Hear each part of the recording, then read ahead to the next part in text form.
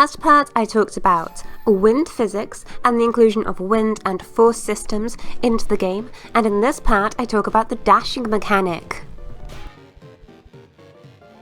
The mechanics for dashing were created 2 weeks ago, and then I just didn't get around to making a devlog about it. So how does dashing work? Or how does dashing differentiate from the previously added attack mechanic? If you saw previous devlogs, you would know that the previous system for breaking things and moving quickly was the attack system, where you could press a button and attack either left or right on the ground, or left or right in the air. I firstly thought this was a bit too restrictive of the player's movement, and secondly, didn't like how these looked animation-wise. So I wanted to make a dashing system that had more vertical maneuverability in its dashing system, and also had a more larger access of what you can dash in. This being, if you're in the air, you can dash in a 360 degrees axis, or if you're on the ground, you can dash either up or to the left or right. This adds more complexity to the movement option and means levels and designs can be a lot more complex because the player can move in a more complex way. It's also more fun to use. It's pretty much entirely the fact that this system is way more fun to use than the attack system previously was. It's really fun for me to use, and that's the main reason the system is better. The first logic we have is the dashing ground system. This works the exact same way that the dashing or attacking on the ground used to work, except for now there is only 2 fixed dash states. You either dash where you're not moving or pressing an input, or you dash when you are moving or pressing an input. The non-pressing an input is going to last longer and also move slower, and the pressing an input is going to move faster and also last for a shorter amount of time. Basically, we just move in a direction. If you're unfamiliar with the way attacking systems worked in the game, this works in a very similar system of the player being added an amount to their speed value, capping this at a certain amount. They already have a high amount of speed. So for example, if the speed value added was 8 and the player had 13 speed already, this might be capped at 16. What the player had 0 speed, this wouldn't be capped at all. For example, that's not the values that are being used. Then the player will move in this direction and have no other controls of movements for as long as this dash takes to perform. I believe in gameplay it's about 0.4 seconds. And then after this time is finished, we will return to regular maneuverability. As the player is dashing, their speed will be lowered so that they can't just continue to use a dash and then gain infinite speed. One, however, speedrun tech for the dash mechanic is if you use a dash and then jump, interrupting your dash, you can maintain some of the initial heavily boosted speed from your dash. Obviously, this is not as effective as using other methods of gaining speed like boost systems in areas or just maintaining speed normally, but if you want to use some techniques to maintain speed very well in the game, you could use a dash and then jump out of it. The issue with this, however, because this is also a sneaky design feature, that when the player does use this technique, which is not mandatory at all, this is just a thing you can do if you're really good at the game. When the player does use this technique, they have far less control over their character. So if you want to use this and get a bunch of really good speed, you have to really be careful of when you use it, because you could just jump into a wall and die because the wall is spiky. Air dashes are a bit more complicated because there are 3 different types of air dashes: a horizontal air dash, a vertical air dash, or a downward air dash. I'll cover the downward air dash first because it's the most easy to explain. It's just a slam mechanic. If you hit something when going downwards, you will bounce off it. But all this does is it, for the length of the downward dash, moves our character downwards very quickly, plays an animation for this, and then if we hit an object, we will bounce off the object.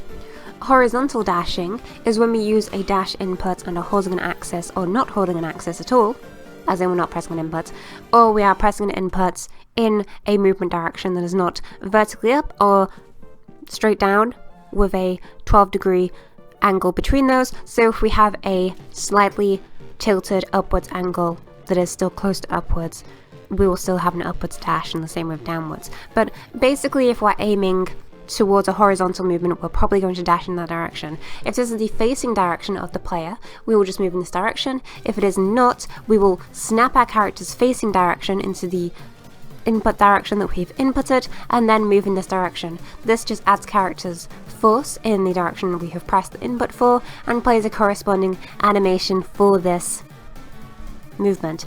Very similar to the grounded dash, only this one has more of a gravity force, so as you are dashing it in air, you will also fall based on gravity as you dash in air.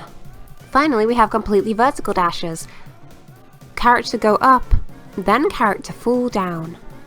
One restriction to the vertical dash is you are not allowed to dash completely vertically upwards. You're always restricted to being dashing slightly towards the right as you are dashing upwards. This is only to a minor degree, but it's basically just to make sure the player can't just go completely upwards. There is some level of movement to this. The design reason for this is it looks better and feels better, and I want to restrict vertical movement somewhat for the player while still allowing them to have more vertical movement. That's pretty much it. Next, let's talk about the dashing animations. I'm a big fan of how every single one of these looks. They're just very good.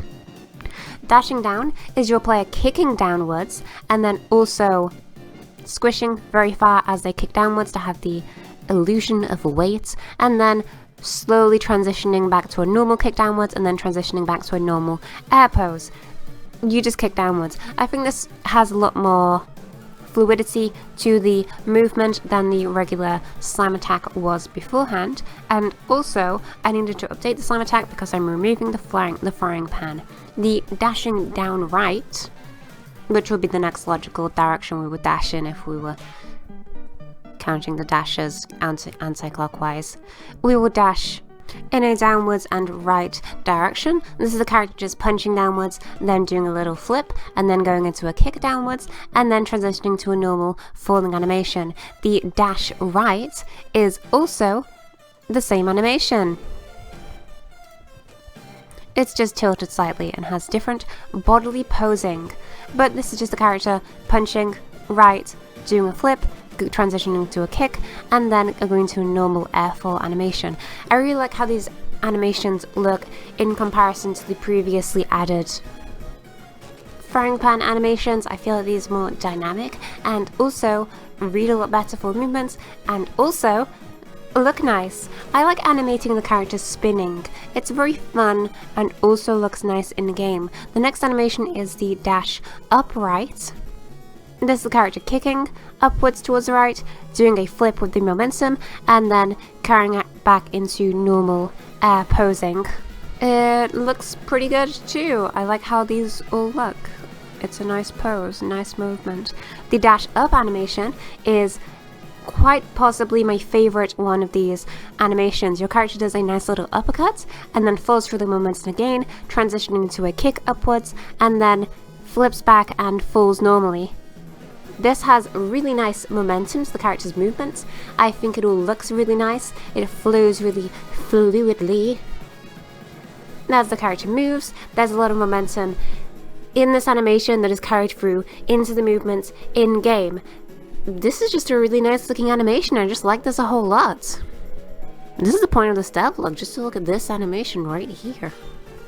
One other feature of these animations is the character's face will transition into the animated attacking facial pose when you do each of these attacks.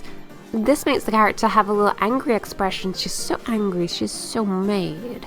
I like how this looks.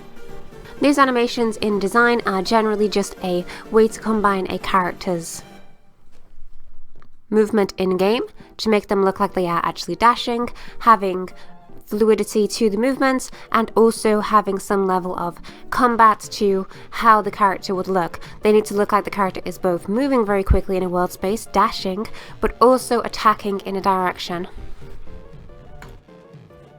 And that's it for this devlog. I've recorded this episode over genuine fever and I feel like I'm going to die. But fun feature.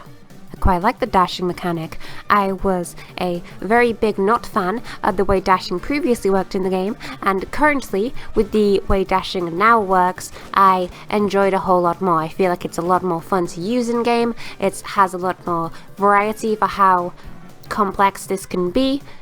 It's difficult to use.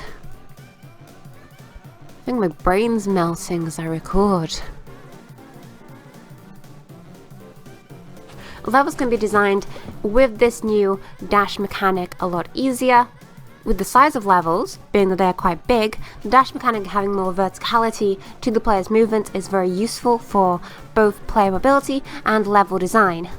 Given that the player has the ability to have more aerial height in their movements, means that I can design levels to accommodate for this, but also design levels where the player can use their dash both horizontally for different movement capabilities.